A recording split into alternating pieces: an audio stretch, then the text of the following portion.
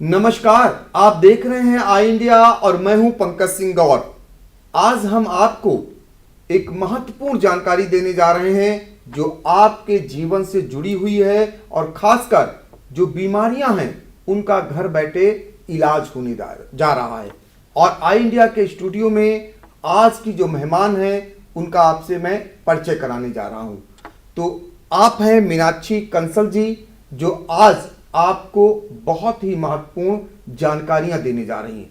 आपका बहुत बहुत स्वागत है। धन्यवाद। सबसे पहले तो मैं पंकज सिंह गौड़ का धन्यवाद करूंगी कि इन्होंने मुझे इस लायक समझा कि आज मुझे अपने स्टूडियो में बुलाया है। इस समय जो हमारी पूरी दुनिया में कोरोना की महामारी चल रही है, इससे समझिए छोटे बड़े बूढ़े सभी त्रस्त हैं। और अच्छे अच्छे डॉक्टर जितने भी हमारे अंग्रेजी डॉक्टर हैं, आयुर्वेद के डॉक्टर हैं, सभी मतलब इस बात से थक चुके हैं, वो इसका ठीक से अभी कोई इलाज नहीं ढूंढ पाए हैं। इस बीच मैं अपना एक तजुर्बा मतलब मैंने बहुत कुछ पढ़ा है, उसके बेस पे तब मैंने अपना ये एक नुस्खा बनाया है। उसमें मैंने इस तरह करा है। सबसे पहले मैंने इसमें इमली ली है। मैंने सुना है कि कोरोना में हमारे विटामिन सी जो होता है वो बहुत ज़्यादा यूज़फुल होता है, तो जो हमारी इमली है उसमें विटामिन सी होता है, इसलिए मैंने इस दवाई में विटामिन सी के लिए अपनी गूदेदार इमली मिलाई है। और दूसरे नंबर पे मैंने गुड़ मिलाया। गुड़ आपको सबको पता है, इसमें खून बनाने की मात्रा पर्याप्त होती है और ये हमारा पेट भी साफ करता है। तो इसके बाद मैंने तीसरे नंबर पर इसमें काली मिर्च ली है। काली मिर्च आपको सभी को पता है कि हमारी जो ये होती है एंटीसेप्टिक होती है, ये कफनाशक होती है, और जो हमारे जुकाम बुखार इसके लिए भी जो होती है ये बहुत अच्छी होती है। तो कोरोना के सभी लक्षण हैं, ये सब सोचते हुए मैंने इसमें अपने हिसाब से एक दालचीनी मिलाई है। दालचीनी जो होता है उसमें जो खून पतला करने की जो शक्ति होती है, तो इसलिए मैंने इसमें दालचीनी भी मिलाई है। और जो खूब कला रखी है मैंने, वो जो है हमारे बुखार को, हड्डी तक के बुखार तक को निकाल देती है, इसलिए मैंने इसमें खूब कला भी मिलाई है। और एक मैंने इसमें मिलाया है जो एंटीसेप्टिक प्रोडक्ट है, वो हमारी है फिटकरी। फिटकरी जो होती है वो हमारे जितने भी अंदर वैसे कण होते हैं, दूषित कण होते हैं, वो सबको निकाल देती है। ये तो आपको सभी को अच्छी तरह पता है कि फिटकरी क्या काम करती है।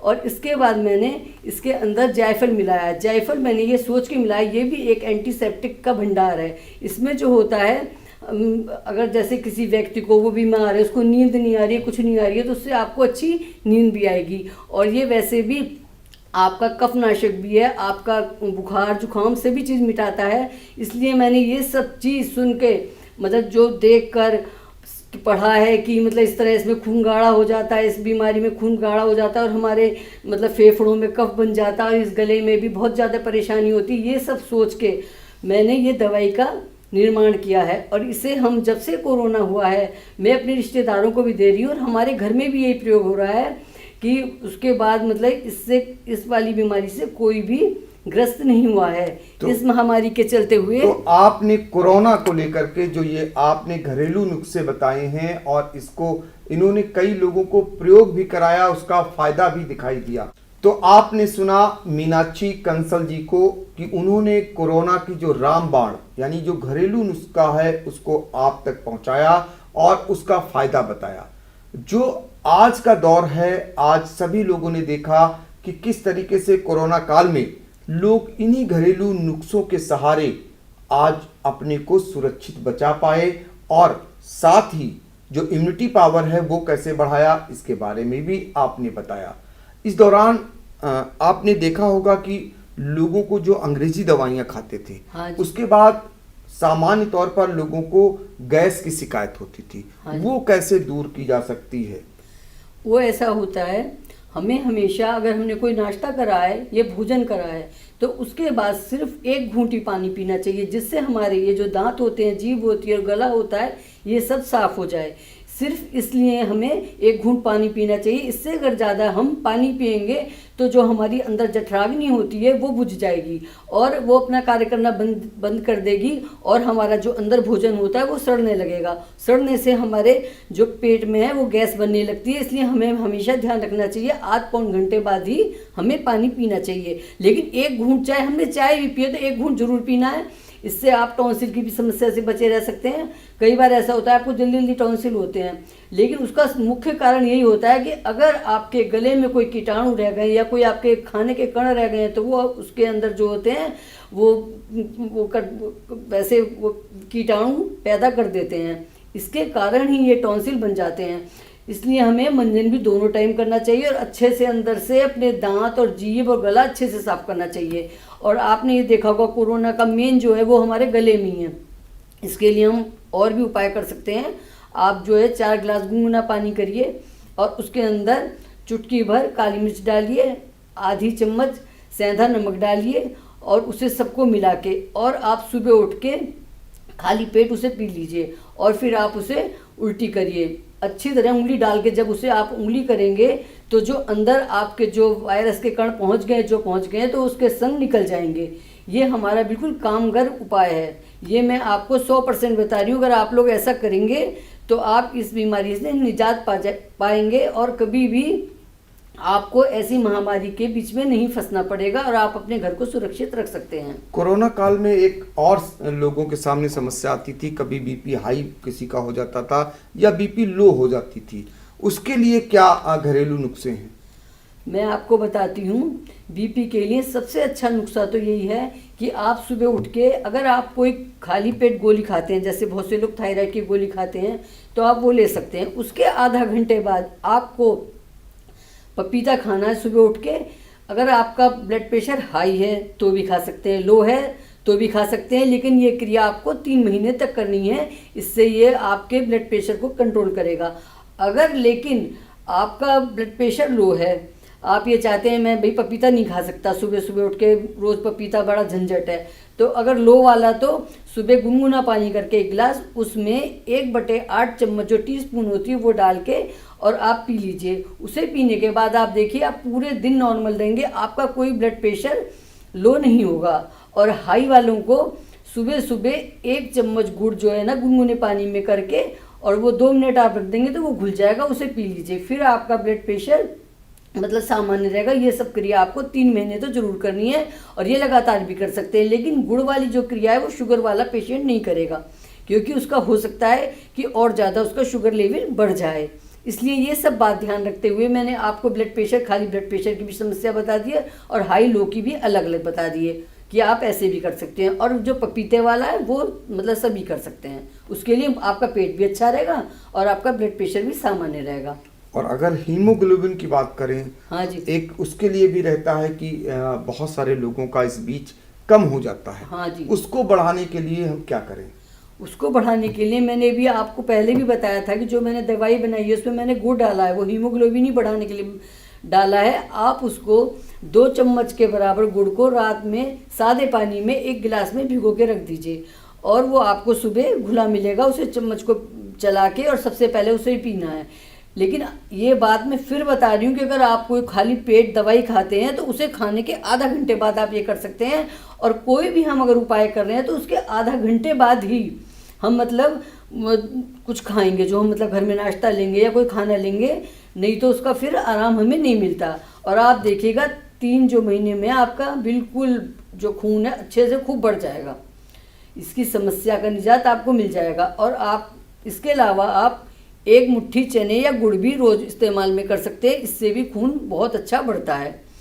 किशमिश से भी हमारा खून बहुत अच्छा बढ़ता है। लेकिन मैंने ये आपके 2-3 नुस्खे बता दिए हैं और ये 100% ही हैं और कम से कम में 3 महीने तो करना चाहिए। फिर बीच बीच में हमें ये नुस्खे छोड़ भी देने चाहिए, नहीं तो हमें हम इनके आदी हो जाते हैं। इसलिए हमें जो है कि 3 महीने का कोर्स करके फिर इन्हें बीच में छोड़ देना चाहिए। तो ये महत्वपूर्ण जानकारी है सबसे बड़ी कि घरेलू नुस्खों को करने के दौरान जो आपने महत्वपूर्ण जानकारी ये दी है कि 3 महीने तक ही करें, इसके बाद इसे छोड़ दें ताकि आदत में ना आए।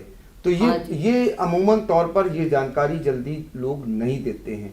हम आपसे अंतिम सवाल ये जानना चाहेंगे जिसको लेकर आने वाले समय में हर किसी को 2-4 होना पड़ेगा, वो है प्लेटलेट्स। हाँ जी, वो अब जब भी आने वाली जो बीमारियां हैं इस मौसम की, उसमें अमूमन डेंगू हो या मस्तिष्क ज्वर हो, उसमें प्लेटलेट्स कम हो जाती हैं। उसके लिए हम क्या करें? तो आपको आपने भैया बहुत अच्छा सवाल पूछा है। मैं उसके लिए आपको ये बता रही हूँ, प्लेटलेट्स के लिए आप जो हमारी गिलोय है, गिलोय आपने सुना होगा, गिलोय की एक बेल होती है, वो उसको अमृता बेल भी कहते हैं। तो उसको हम तोड़ के ले आते हैं, और जो ज़्यादा पकी सी होती है ना वो ज़्यादा और भी अच्छा काम करती हैं। तो उसके लिए हम क्या करते हैं, कम से कम 1 फुट की अमृता बेल की जो वो होती है तना, उसको लेते हैं और लेके हम बीच से चीर लेते हैं। पहले उसको धोएंगे, फिर बीच से चीर लेंगे, और फिर उसके बाद हम 3 गिलास पानी में उसे अच्छे से छोड़ देंगे। 3 गिलास का मतलब है मेरा 400 ग्राम का गिलास।